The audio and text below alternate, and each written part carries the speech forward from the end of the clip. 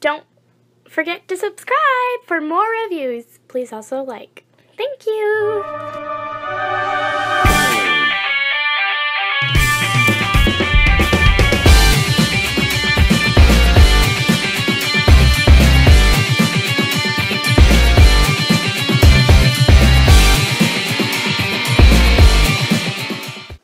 Hello there everyone, Tom here again, and today we have the privilege of taking a look at the Masters of the Universe Revelation Skelegod.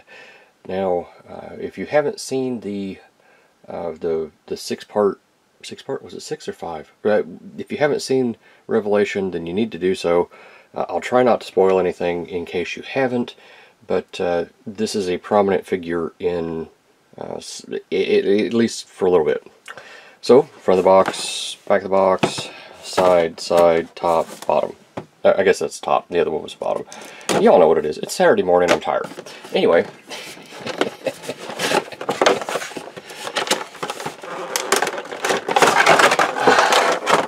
Well, it's the first one where the little back part here didn't want to come out. So that's kind of different. No top to it. This is just Skelegod. Blast effect.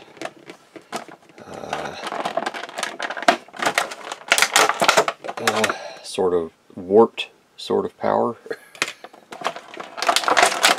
Hand. Now, unlike some of the figures, he's actually tied in here with ties, which I did not know until just now. So, let's get our handy dandy cutters here. See if we can free him.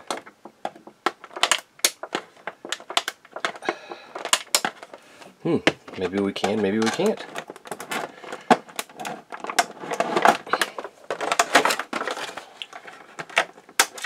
That works.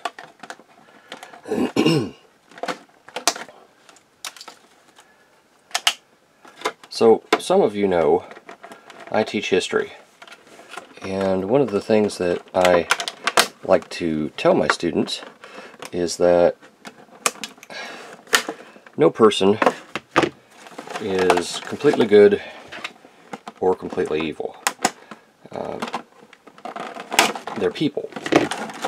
So they're allowed to make mistakes and be judged for them, but we should always remember that they are people, just like we are, and that they are allowed to make mistakes. Skeletor comes from an era where we had people who were completely evil, people who were completely good. You know, Superman was always Superman. He was never a Zack Snyder Superman where he was, you know, questionable with morality as to fight stuff. Oh, he's got a waist swivel. Sorry. Let's zoom in here so we can take a look at this guy. And he has a very interesting head sculpt. That's probably the best head sculpt for a Skeletor I think I have ever seen. The paint on it is beautiful. Look at it. That is just gorgeous. That's gorgeous. That's attention to detail. I love that stuff. The horns are nice. The head appears to be, I don't know if y'all can see it, that's a ball peg right there. And there should be a ball peg or no. So the neck appears to be static, but the head can turn all the way around. It can go up a little bit, it can go down some, you get confused Skeletor look, all that good stuff. This is a softer plastic, but I mean it's painted really nicely. Got a little bit of bleed right there, but you know what, I can live with that. The arms are limited based on what he's got here, but even with that, you can get them up to about right there. You get the bicep rotation. Double jointed elbow gets you the full run. He's got a funky hand. Does he have, he looks like he's cut for the, yeah, he can wiggle. He can do the wiggle. Front and back a little bit. Nice paint here on the chest. There is a type of wash on the body. That's the little bit of blue you're seeing through here. Let's see. Oh, even the little hands here, the things to cover his hands, what do they call those? They're not greaves. Whatever they are, have a little paint on them, so that's nice. This is a softer plastic as well, coming down the figure. This appears to be purple, based on that. It's purple, and they've painted it. There's a little bit of scuffage. Silver, green, the blue. They put in some time on this.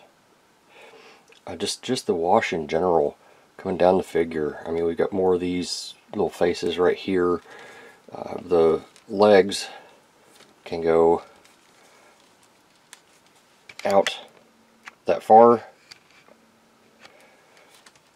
Forward and back are limited, but that's kind of the way this line is. Alright, thigh rotation is built around a cunt joint that you can't really see all that well.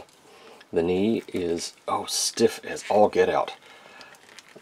Double jointed, but you can see the actual color of the plastic now. So they've done quite a bit of work to make it look like this. Coming down, we have these boots. They rotate at the boot. So there's that. That's consistent. The foot can go up that far, down that far, and then you get the standard Marvel Legends rocker and a number. Isn't that special?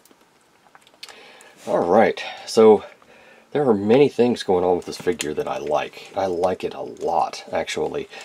He was more expensive. Let's see. He's coming in at right about 7.5 inches. So, when we compare him to He-Man, he is bigger than He-Man. Not by a lot, but enough. In the show he was bigger, but that's another story. Again, I can't get too deep into that without going into the details. So that's translucent, so you get a nice little light up feature there. I just love that face sculpt. Alright, let's, I think that's it. We've done articulation. Oh, these things. I guess they just go on one of the hands here, maybe. I guess. And then the Sword of Power, which is the same as He-Man's sword. So this is the one that came with Skelegod. Okay. So Skelegod's is right here. Let's see if I can get it to stay. Ah! Alright, so here's Skelegod's, and here's He-Man's. And as you can see, they are exactly the same, which is to be expected. No purple swords here. Alright. He should be able to hold the sword without any problem in these super huge hands of his. Yep, no problem at all. So he can hold the sword. And he's got the blast effect, and that represents all he's got. Why don't we do scale comparisons and we'll go from there.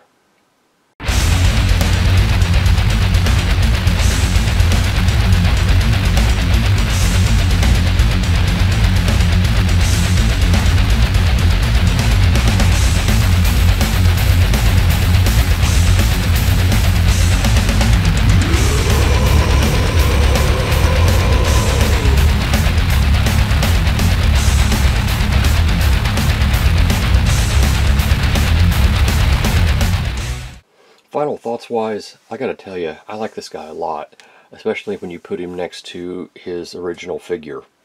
He's so much more imposing than this one. Just, yeah, he's definitely an upgrade. You can just tell just by looking at him. The playability is good. None of the joints are too tight. He has a waist swivel, which I'm pretty sure all of them have. They're just so doggone tight I can't make them move. The materials feel good. The rubberized parts are soft enough so that you can make them do what you want them to do. The paint is outstanding on this guy. Well worth what I paid for him, which, if I remember right, was $30 at Target. Now, if this was my first figure, oh my goodness gracious me, I would be buying all kinds of these. This is wonderful. Wonderful. A high recommend for me. This is Tom. Thanks for watching. I'll see you at the next review. Thank you for watching my Papa's channel. Please subscribe and like. Thank you.